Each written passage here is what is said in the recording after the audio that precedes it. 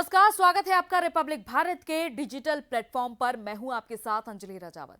आज हम बात करेंगे झारखंड की कानून व्यवस्था के बारे में। हाल ही में जिस तरह से झारखंड के दुमका से अंकिता की मौत का मामला सामने आया है। अंकिता जो कि 23 अगस्त को अपने घर में सो रही थी और वक्त था सुबह 4 बजे का। अचानक से एक शख्स आता है, खिड़की से पेट्रोल डालता है और जिंदा जलाने की कोशिश करता है। जैसे ही अंकिता बचने की कोशिश करती है और खिड़की के बाहर झांकती है, वो शाहरुख नाम का शख्स वहां से फरार हो जाता है। लेकिन तब तक अंकिता का शरीर का काफी ज्यादा हिस्सा जल चुका था। और दूसरी बात, जब उसे अस्पताल में भर्ती कराया जाता है तो अंकिता के पिता का आरोप यह भी कि वहां पर बदतर व्यवस्थाएं थी।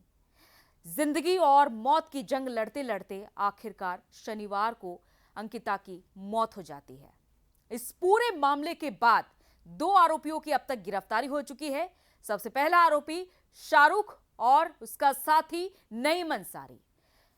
शाहरुख पर सीधा सीधा आरोप है, जो कि पड़ोस में ही रहता था अंकिता के, पेट्रोल डाला और आग लगाने की कोशिश की। इसके अलावा नईम अंसारी की गिरफ्तारी हुई है, पेट्रोल शाहरुख को मुहैया कराया था। इस सब के बीच अब झारखंड सरकार पर सवाल उठाए जा रहे हैं बीजेपी की तरफ से।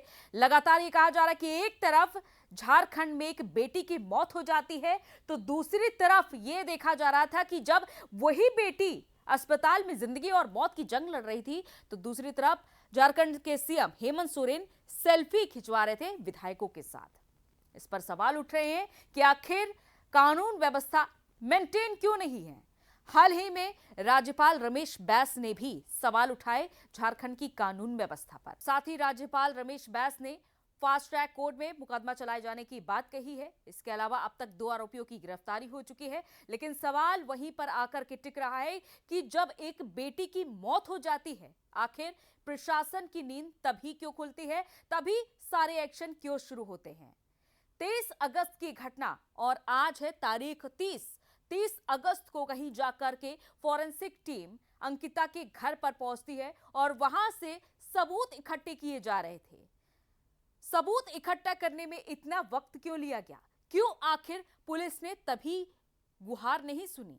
सवाल आकर के यहीं पर टिकता है कि तब पुलिस ने एक्शन क्यों नहीं लिया। सवाल यह भी कि 23 अगस्त को यह घटना घटित होती है जब उस बेटी को जिंदा जलाने की कोशिश की जाती है और वो बेटी जूझ रही थी जिंदगी और मौत के बीच। तब आखिर पुलिस की ओर से एक्शन क्यों नहीं लिया गया? तब क्राइम ब्रांच की टीम क्यों नहीं पहुंची और तब फॉरेंसिक टीम क्यों नहीं क्राइम सीन पर पहुंची?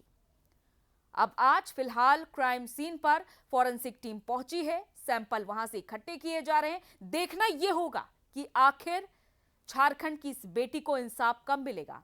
तो ये देखा जा रहा है कि हाल ही में दुमका के घटनाक्रम के बाद से झारखंड के सीएम हेमंत सोरेन अब सवालों से घिर चुके हैं। कानून व्यवस्था को लेकर उनसे लगातार अब सवाल किए जा रहे हैं। तो इसी तरह की तमाम खबरों के लिए आप बने रहिए रिपब्लिक भारत के साथ।